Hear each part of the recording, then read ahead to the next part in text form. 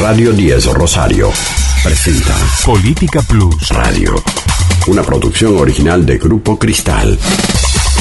3 minutos con un protagonista exclusivo. Hoy, Martín Rosúa. Voy a saludar al concejal de la Unión Cívica Radical, a Martín Rosúa, porque el Consejo avanza con discusiones que tienen que ver para el futuro de la ciudad, con la vida empresarial, industrial, productiva y también con la toma de empleo. Martín, ¿cómo estás? Bienvenido. Marcos Vizcarra te saluda. ¿Qué tal, Marcos? ¿Cómo estás? Muy bien. Bueno, gracias por estos minutos en Radio 10. El Consejo Municipal está avanzando y de hecho fue una de las promesas tuyas de campaña y lo estás trabajando con otros legisladores para en definitiva recuperar un perfil que la ciudad en los últimos años y sobre todo influenciado por la década del 90 fue perdiendo y que tiene que ver con el recuperar empresas de origen industrial, ¿no? Claramente se ha transformado en una ciudad comercial de servicios y en algún punto turística. Nosotros creíamos durante la campaña, lo dijimos, fue casi un eje de campaña nuestro el año pasado. Creíamos que eso Rosario lo tiene que mantener, pero tiene que recuperar el perfil industrial. Y para recuperar el perfil industrial se encontraba con un cuello de botella el crecimiento del sector, que era muy importante, que es la falta de suelo industrial, el precio altísimo que tiene el suelo industrial en Rosario, justamente por ser escaso, y la falta de infraestructura que este suelo tenía. Bueno, sobre eso hemos venido trabajando y ahora estamos obteniendo seguramente mañana la sanción de 2 ordenanzas nuevas.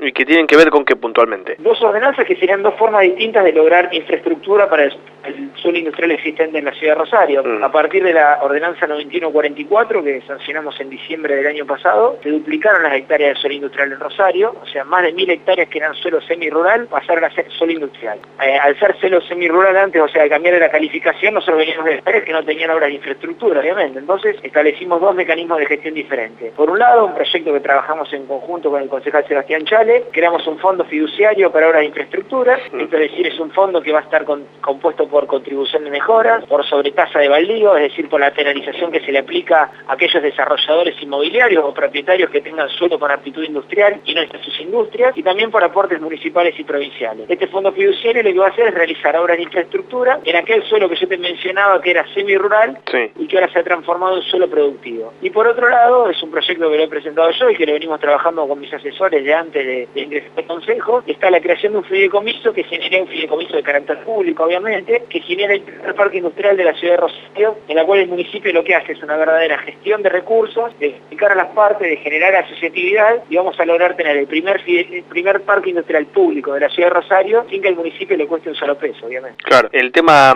servicios es fundamental, ¿no? Porque la verdad que para que las empresas puedan radicarse, desarrollar su actividad, construir sus naves, necesitan de la infraestructura básica y necesaria, ¿no? Tal cual, no solo lo necesitan, sino que hoy las ordenanzas vigentes se lo exigen. Entonces encontramos que cuando un industrial compra un terreno y se quiere instalar, tiene que él mismo llevar todas las obras de infraestructura. Y esto tiene un costo tan alto que le resulta imposible si no lo prorratea junto con otros industriales. Por eso establecemos estos dos mecanismos, el fondo fiduciario por un lado y la creación del parque industrial público por el otro, que ni más ni menos son mecanismos que justamente buscan eso, generar asociatividad, forzar la asociatividad entre industriales y de esa manera poder prorratear el costo de obras que son obviamente carísimos y muy difíciles de soportar desde el plano individual. Claro. ¿Fue casualidad, falta de planificación o en definitiva una visión de ciudad distinta que fue perdiendo Rosario su eje productivo en cuanto a aquella ciudad portuaria, industrial y de trabajo, ferroviaria, y que en definitiva se volcó después más a los desarrollos inmobiliarios y a ofrecer casi netamente servicios conjuntamente con el turismo? ¿Qué fue lo que pasó en el medio? Mira, como todos los problemas